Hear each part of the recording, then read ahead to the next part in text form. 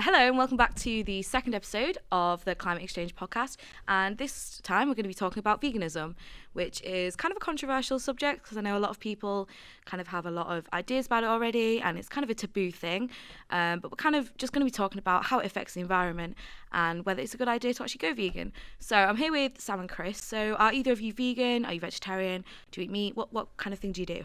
I'm a full meaty. Full meat, yeah. No, same. Last night I had like a chicken curry and I just love meat a lot.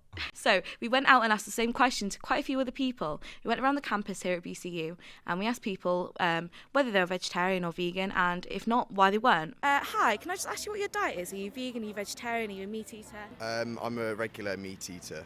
I'm pescatarian. A vegetarian. Why did you choose to have that lifestyle?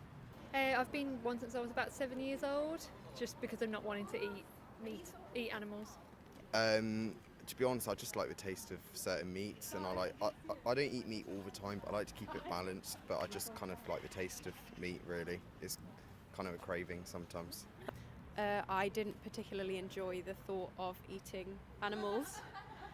Slightly different concept with fish because I was born into a household that eats meat, so it's sort of a middle ground. Yeah, so there was quite a few mixed answers there. Were you surprised about how many people said that they ate different things? Not really. I mean, we live in a more kind of society now where lots of people have changed their kind of eating habits, and a lot more vegan people, a lot more vegetarian people. So do you know any vegetarian vegans, and do you know any kind of stereotypes around the idea of people being vegan? Yeah, well, you get the stereotypical. Well, I think you got two different types of vegan. Mm-hmm. You got like the vegan for the morals, and then you get also the vegans because like it's trendy to be vegan. Yeah. Like the Instagram vegan. Yeah, Instagram vegans. So I guess you get that stereotype of the person posting their daily meals like every day and just trying to show it off as like almost like as a fashion. Yeah. But then you've also got the stereotype of like extreme vegans, like Yeah. riot in London, like. Oh, it's mental, isn't it? Yeah. Like. Yeah. A lot of the reason for these kind of mental vegans and the idea that people are kind of crazy is this group called PETA, or PETA, depending on how you want to pronounce it, and that stands for People for the Ethical Treatment of Animals. It's an American organisation, which is kind of why it's a bit mental, and they basically create loads of adverts, and it's kind of propaganda, to be honest, kind of promoting veganism in such extreme ways that it kind of makes people uncomfortable and makes less people want to go into something like vegetarian or veganism just because they've seen these adverts, which are absolutely mental. I'll show you a few of them now.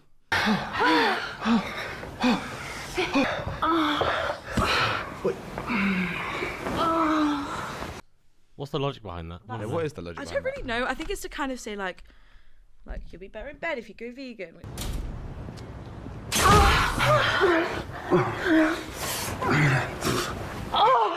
Yeah. I think it's because they're trying to appeal to this male audience. I think it's a lot less popular for like guys to be vegan than it is girls.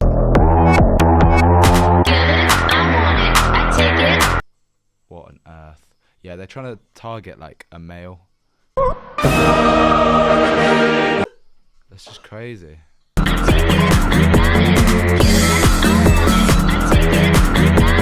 I don't think that's the right way to go about it. I think trying to advertise better sex to men for turning vegan is like, it just doesn't seem the right way to go about it. It should be for the morals, not for like. If they said the environmental issues, I think a lot more people would consider it. Actual facts. Yeah. Rather, well, the shocking videos sometimes turn people away. Okay, so he said that a vegan diet is probably the biggest single way to reduce your impact on planet Earth, not just greenhouse gases, but land use and water use. We all know where greenhouse gases come from. That's genuinely one of the biggest things. Is that a contributing factor? Genuinely, Cow's yeah. farts. Methane from cow's farts is like one of the biggest impacts. I've had a few of these facts. Are you more likely to kind of go maybe one day without eating meat, or maybe look at a different alternative? Yeah, I mean, I'm kind of doing similar already. I'm only eating chicken at the moment, but I feel like I could definitely cut down on more and eat chicken less. And if it's cheaper, that's definitely an incentive for me to change over.